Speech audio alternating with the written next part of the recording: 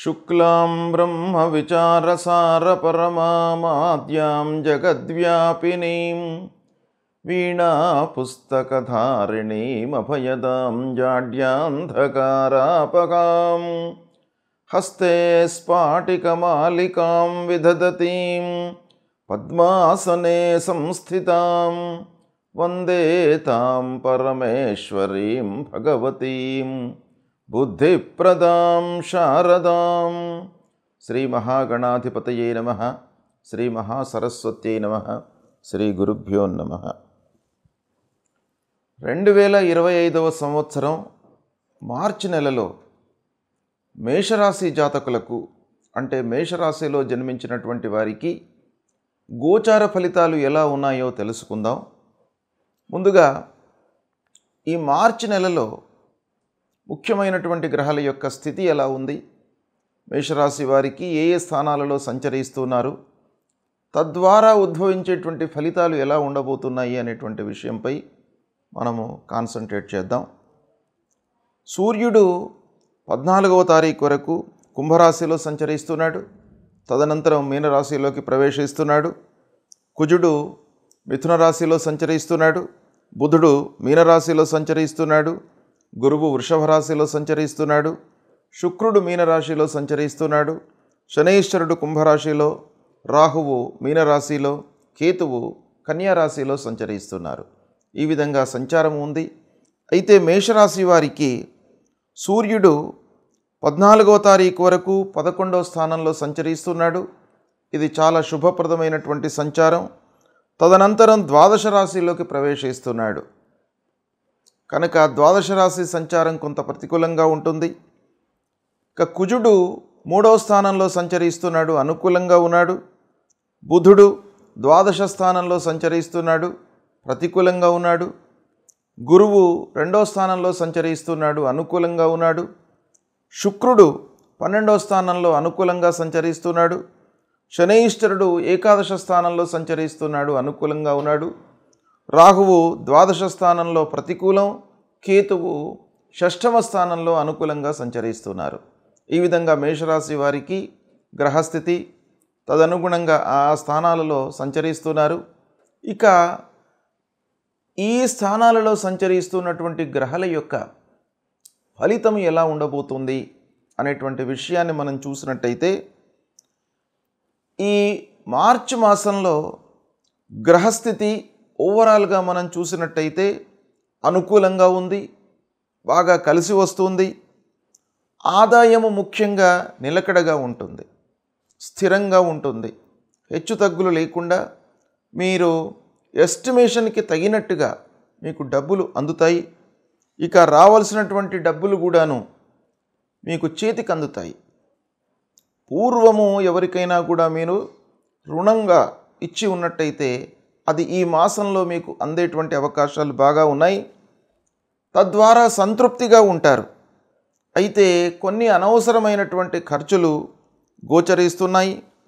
దాన్ని మీరు నియంత్రించుకోవడానికి కూడాను బాగా అవకాశాలు ఉన్నాయి ఈ మాసంలో.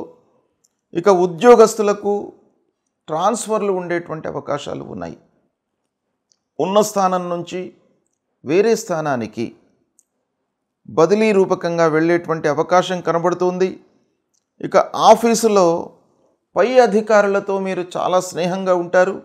మొదటి 2 వారాలు తోటి ఉద్యోగస్తులతో కూడాను మీరు అనుకూలంగా ఉంటారు.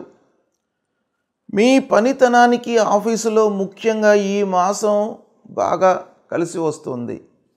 మీ పనిని, మీ ఎఫిషియన్సీని అందరూ కూడాను గుర్తిస్తారు. ఇక ఇంటి వాతావరణము మీకు చాలా కలిసి వస్తుంది, బలాన్ని చేకూరుతుంది. మీకు ఒక ఇంటి వాతావరణము సుఖమయంగా ఆనందంగా ఉండడం మూలకంగా మీరు బయట ప్రపంచంలో కూడాను సంతృప్తిగా పనులు చేయగలుగుతారు, సంతృప్తిగా ఉంటారు. ఓవరాల్గా బయట పనులపై చాలా మనస్సు నిలిపి శ్రద్ధతో చేస్తుంటారు. నలుగురిలో మంచి పేరును సంపాదిస్తారు. వివాహాది శుభకార్య ప్రయత్నాలు ఫలిస్తాయి. ఇంటిలో శుభకార్యాలు జరుగుతాయి. మీరు కూడాను శుభకార్యాలకు ఫంక్షన్స్కి అటెండ్ అవుతారు. ఇక ఆధ్యాత్మిక సాంస్కృతిక కార్యక్రమాలకు కూడాను హాజరవుతారు. ముఖ్యంగా దైవికమైనటువంటి కార్యక్రమాలపై మనస్సు నిలుపుతారు. విందులు వినోదాలలో కూడాను పాల్గొంటారు. ఈ మాసంలో విద్యార్థులకు ఈ మాసము చాలా అనుకూలమైనటువంటి మాసం. విద్యార్థుల విషయంలో తల్లిదండ్రులు మంచి నిర్ణయాలు తీసుకుంటారు. ఉన్నత విద్యపై మంచి అవగాహనతో ఉంటారు. నలుగురిని అనుభవజ్ఞులను కలిసి విద్యా విషయమై ఉన్నత విద్య కొరకై మీరు ప్రయత్నాలు వారితో చర్చించడము చాలా మీకు కలిసి వచ్చేటువంటి అంశం ఈ నెలలో కనబడుతుంది. ఇక విద్యార్థులు ఉన్నత విద్యకై విదేశాలకు కూడాను వెళ్ళేటువంటి అవకాశం బాగా కనబడుతుంది. కొంత కష్టించి చదివినట్టయితే విద్యార్థులకు మంచి సంస్థలలో ప్రవేశం లభించేటువంటి అవకాశం కూడాను ఉంది. ఇక చదువు పూర్తయి ఉద్యోగ ప్రయత్నంలో ఉన్నటువంటి వారికి కూడాను ఉద్యోగం కలిసి వస్తుంది. కొత్త ఉద్యోగంలో చేరుతారు. ఈ మాసంలో మీకు ముఖ్యంగా ఆదాయం ప్రారంభమవుతుంది. ఈ విధంగా గ్రహస్థితి మూలకంగా మేషరాశి వారికి మార్చి నెల అన్ని విధాలుగా బాగా కలిసి వస్తుంది. అయితే ఇక్కడ ముఖ్యంగా సూర్య భగవానుడు 3-4 వారాలలో కొంత ప్రతికూలంగా ఉన్నాడు కనుక ఆరోగ్య విషయమై కొంత జాగ్రత్త తీసుకోండి. పని భారం పెరిగేటువంటి అవకాశం గోచరిస్తుంది.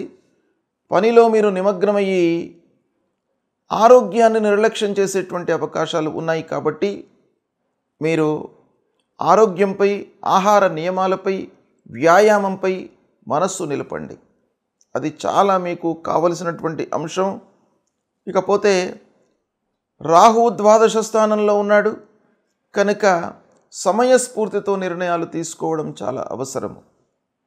ఏ సమయానికి ఏ విధంగా మనం రియాక్ట్ కావాలి అనేటువంటి విషయాన్ని మీరు మనసులో నిలుపుకొని తదనుగుణంగా నిర్ణయాలు తీసుకున్నట్టయితే ఈ మార్చి మాసంలో మీకు బాగా కలిసి వస్తుంది.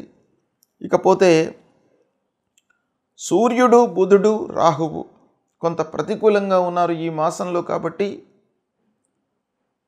ఈ గ్రహాల విషయమై మీరు పరిహారం చేసుకున్నట్టయితే కూడాను మీకు బాగా కలిసి వస్తుంది. ముఖ్యంగా రాహువు 12వ స్థానంలో సంచరిస్తున్నాడు. కొంత మానసిక ఇబ్బంది, అనవసరమైనటువంటి విషయాల గురించి పదే పదే చర్చించడం మూలకంగా కొంత ఆందోళనకు, భయానికి అప్పుడప్పుడు గురయ్యేటువంటి అవకాశం ఉంటుంది. కాబట్టి రాహువు ప్రీత్యర్థమై రాహువు మూలమంత్రాన్ని మీరు పఠించండి. ప్రతినిత్యం కూడాను అర్ధకాయం మహావీర్యం చంద్రాదిత్య విమర్దనం సింహికా గర్భసంభూతం తం రాహుం ప్రణమామ్యహం అనేటువంటి ఈ మూలమంత్రాన్ని పఠిస్తూ అమ్మవారి దేవాలయానికి వెళ్ళండి. అమ్మవారి యొక్క అనుగ్రహాన్ని పొందండి. అమ్మవారి దేవాలయానికి వెళ్ళి మీరు ప్రతినిత్యం కూడాను అమ్మవారి యొక్క దీవెనలు తీసుకున్నట్టయితే ఆ అమ్మవారు అన్ని రకాలుగా మీకు మానసికంగా మనస్సును ఒక స్థిరమైనటువంటి విధానంలోకి తీసుకువెళ్తుంది. తప్పకుండా మీకు అమ్మవారి యొక్క అనుగ్రహంతో మంచి పనులు జరుగుతాయి. అదేవిధంగా సూర్య భగవానుని కూడాను ఆరాధించండి. ఆదిత్య హృదయం వినండి, సూర్యాష్టకం చదవండి, సూర్య నమస్కారాలు చేయండి. స్నానం చేసిన తర్వాత ఎండలోకి వచ్చి 12 మార్లు మీరు సూర్య నమస్కారం చేసినట్టయితే, నమస్కార ప్రియో భానుహు అన్నారు కాబట్టి సూర్యుడు కేవలం నమస్కారం మూలకంగా మీకు అనుగ్రహిస్తాడు, మీకు ఆరోగ్యాన్ని ఇస్తాడు. కాబట్టి ఇది మరవకుండా ప్రతినిత్యం కూడాను సూర్యుడికి నమస్కారం చేసుకోండి. మీకు అన్ని రకాలుగా కలిసి వస్తుంది. ఈ మార్చి మాసం మేషరాశి వారికి చాలా అనుకూలంగా ఉంది. సద్వినియోగపరచుకోండి. శుభ ఫలితాలను పొందుతారు. శుభం.